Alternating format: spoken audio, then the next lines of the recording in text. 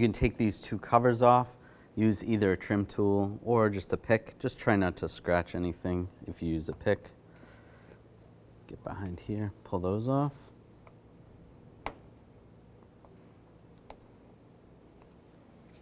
There's two nuts you need to remove.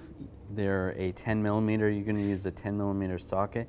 If you have a socket that has a magnet in it, that would be ideal. You don't want to drop the nuts. Or you can always take a little bit of grease. Doesn't matter what kind of grease.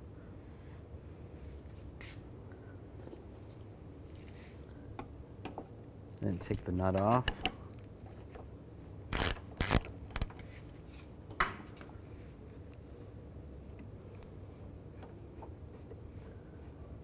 And slowly bring this out, and the nut's gonna stick to the socket. You can do the same with the bottom one. Now just grab the handle, slide it out, just twist it sideways a little bit. You can pull it out just like that. Now we can take the cable off. That comes off just like that. The ball just slides out. Now we're gonna slide the ball right there and attach the cable. The cable's gonna attach right there. Just like that, make sure it locks in place. And slide this into position.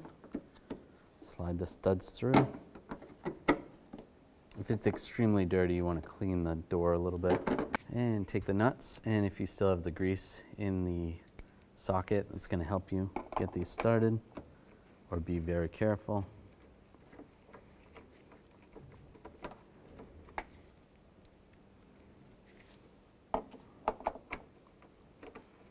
And snug those down. Put these caps back on. Good to go.